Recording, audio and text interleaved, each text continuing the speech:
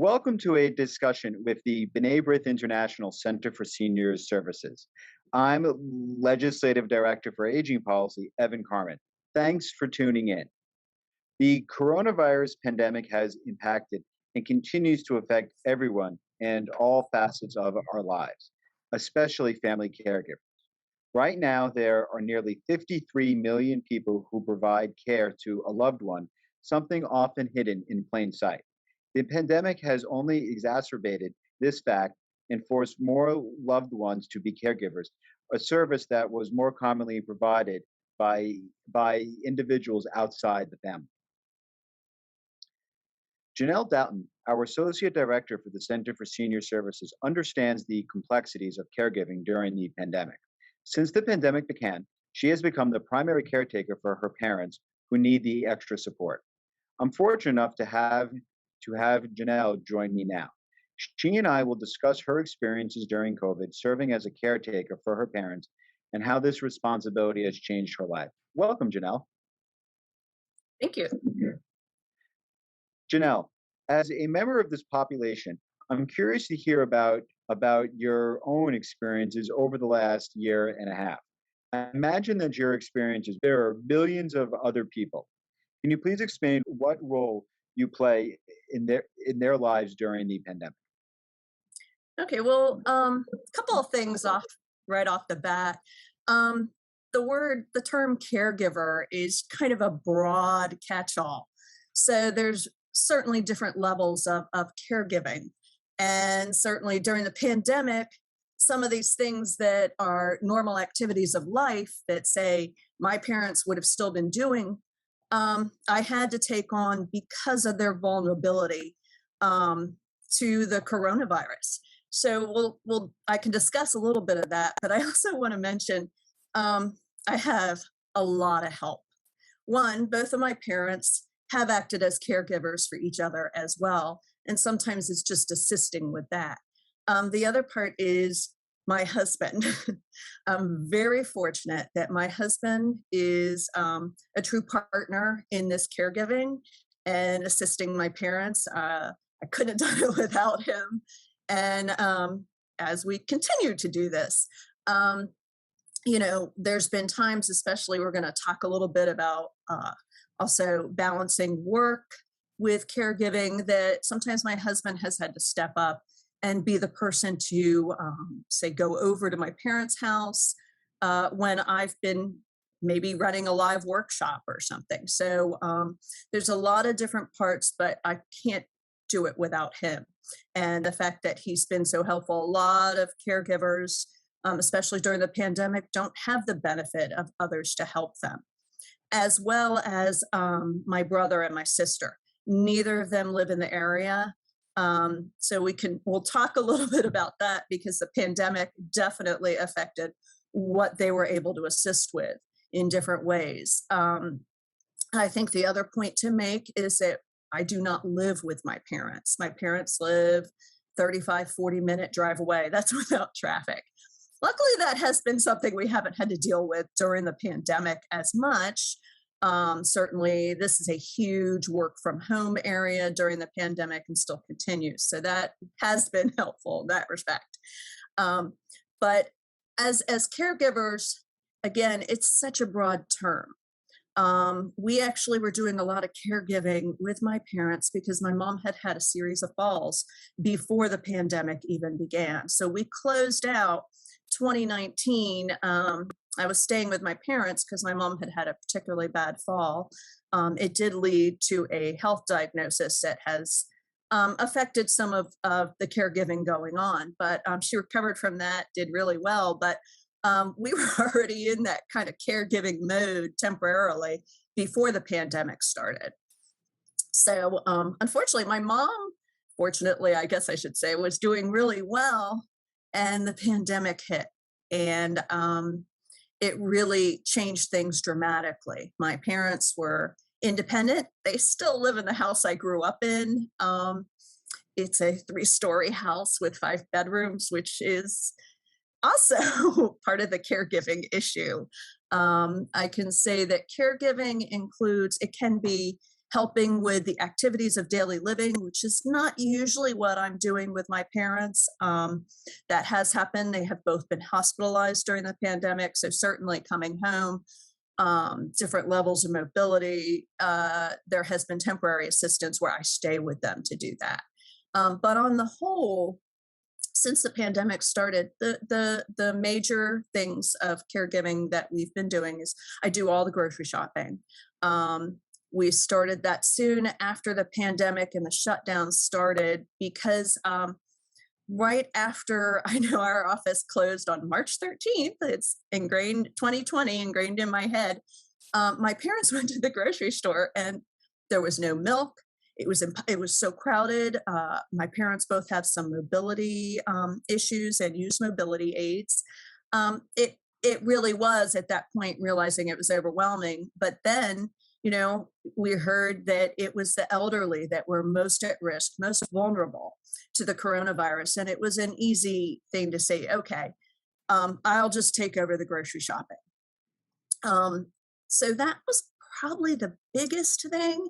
The next thing was my parents both were doing physical therapy. My mom had started because of recovery from the fall, and my dad has been doing physical therapy for quite a few years, and that just stopped.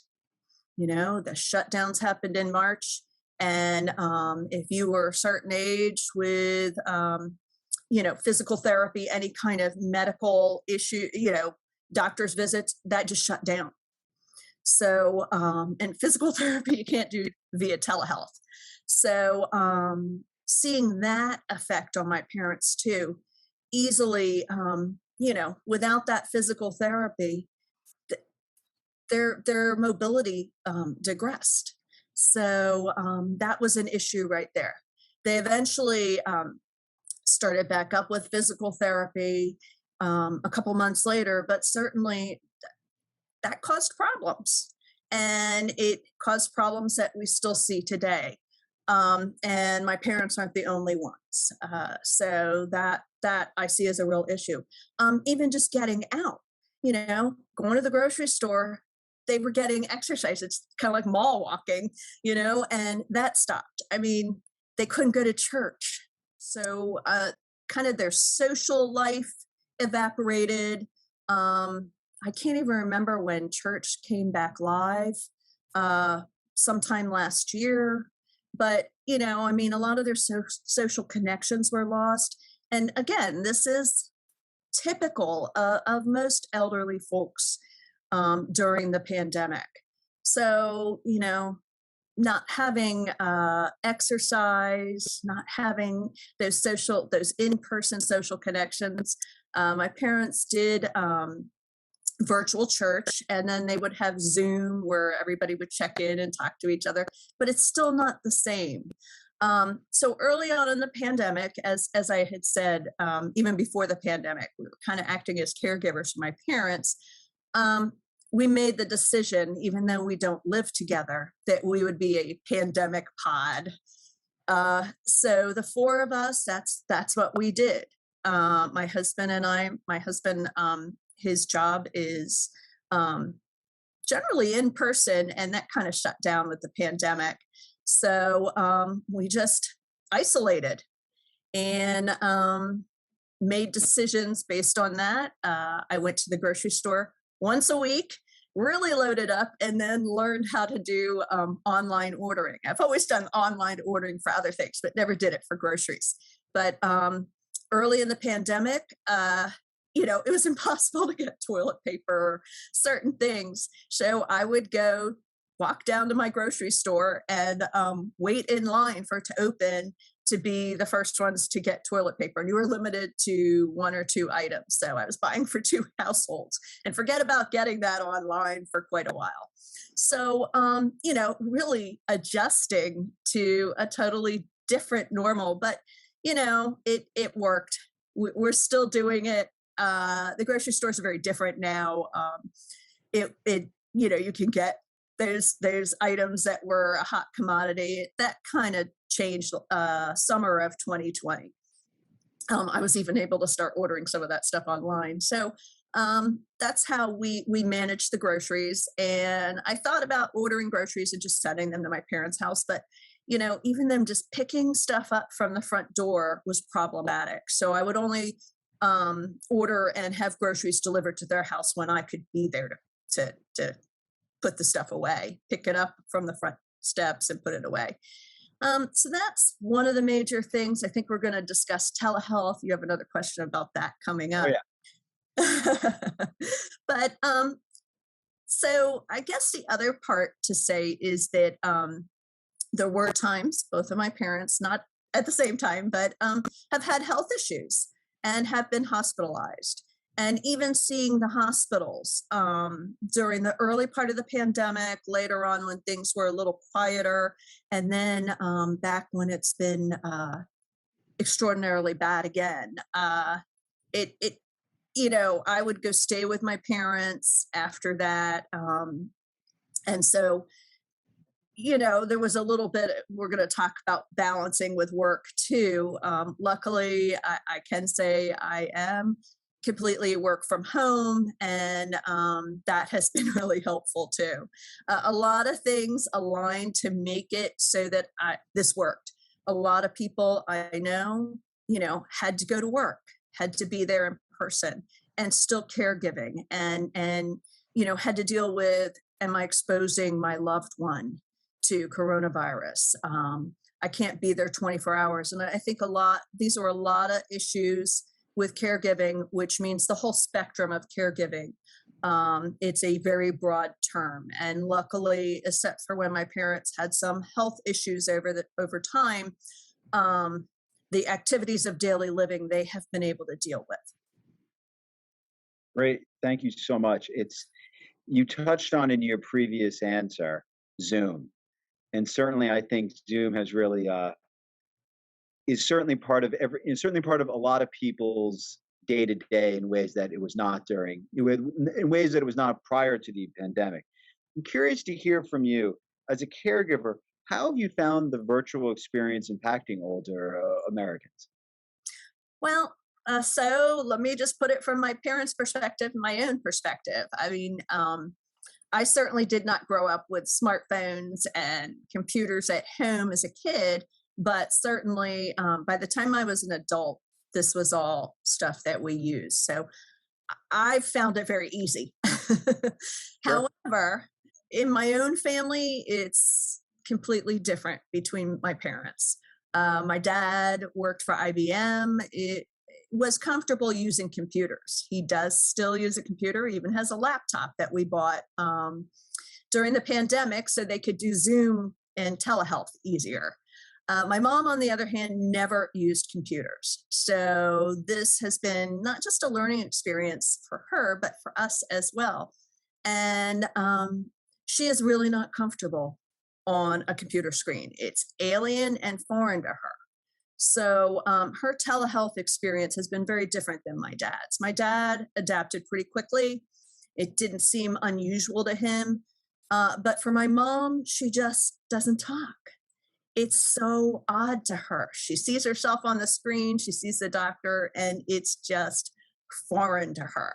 So we did some family Zooms, trying to get all of us kind of used to it, but it's just so different for her. And so I'm always part of her telehealth when she does have them. She has a couple doctors that basically that's all they're offering right now.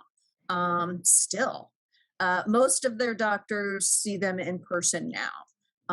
And it's a few maintenance telehealth, but one of my mom's doctors is definitely only offers telehealth. So that has been a learning experience, just trying to get her used to using that. I expect Thanks. that's the same, yeah, for especially a lot of the residents of our buildings. Just Absolutely. how used to you are on these devices. As colleagues, you and I have talked throughout the course of the pandemic, and I've really been super, super impressed with how you've been able to budget your time between your professional and your caregiving responsibilities.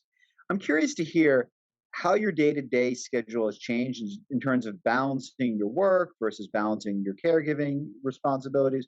For for example, you find yourself doing more work on, the weekends, you find yourself doing more work once the work day has come to an end. How have you been able to juggle that? Well, I can say I kind of did that before, even before the pandemic, even before work from home. We were never completely 9 to 5. So this is not a new concept to me.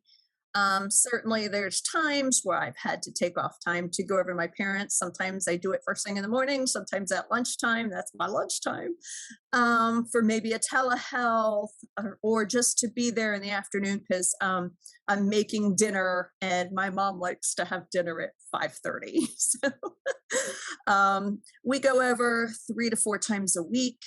Certainly the weekends too. But I would say that you know you work till you get your work done. And if I have to work at 10 o'clock at night to make sure that what I need to get done gets done for the next day, then that's what I do.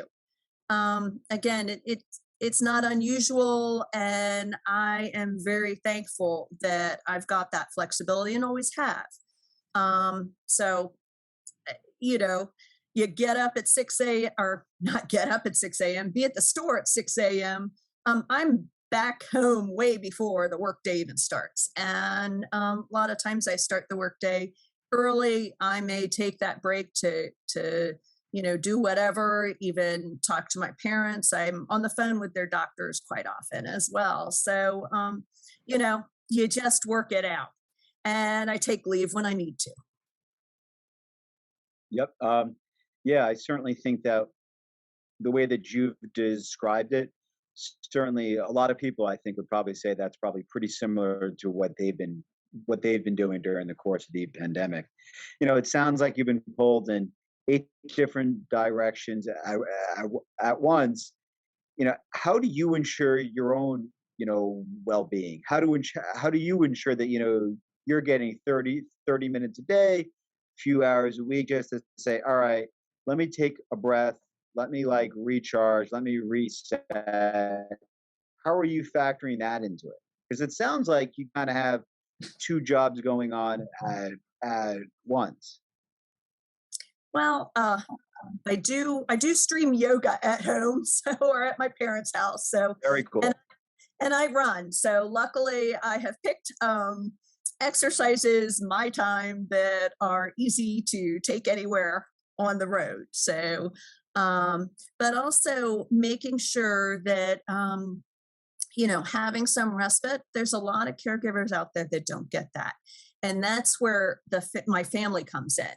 Certainly, my parents step up for each other as best they can, and when I've had to stay over there, the one that is able to help with caregiving or essential, activities does. My mom and I have done things together for my dad, or vice versa, my dad and I for my mom.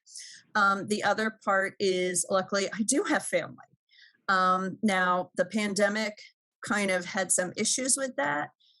My sister is a biologist and she works in person in a laboratory and also has to go collect samples with other people. So her office was closed for a while in the beginning of the pandemic, but once it reopened, we realized that she was not going to be able to come up to help with any kind of assistance with my parents. My brother lives out of state, so that was an issue and had a health issue that made him vulnerable to the coronavirus as well. So we had to wait a while before he could start coming up, but then he would come up, and if we had, I don't want to call it a true crisis, but kind of a crisis. Somebody's out of the hospital, needs extra help with their daily activities of living. So my brother would then come up too. And he's especially been coming up once a month and staying for anywhere from 5 to 7 days past few months to really help out. Because it is hard. as you said, I feel like we have a full-time job just between grocery shopping and medical appointments and all that kind of stuff. Absolutely. Yeah, and so thank goodness they've been available. But again, the pandemic, you know, you had to be careful when, like when my sister went back to work, even after vaccinations, we still felt maybe it was a little too risky. So, that's where we're at. But thank goodness for family and help and my husband. So obviously, when the pandemic first, started in March 2020, restrictions came about pretty quickly, and life was really in your house. Since then, restrictions have come, they've come back, but things are certainly more open than they were. How has that impacted your day to day with your folks?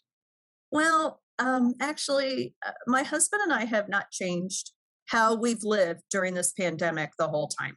Even after vaccinations, we don't go out. I do go to the grocery store. We occasionally, you know, I think once we've gone out, we went to a vineyard and sat outside. Uh, we just really haven't changed because we feel that it's a bit risky. There was that slight time period that after we were fully vaccinated, that things seemed to be getting so much better here, and we were really thankful. We were excited. That's when we went to the vineyard. We felt like it was something we could do, just some me time uh, between the two of us, little something fun. But quickly after that, the Delta variant took over. And honestly, I feel like we're right back prior to vaccinations.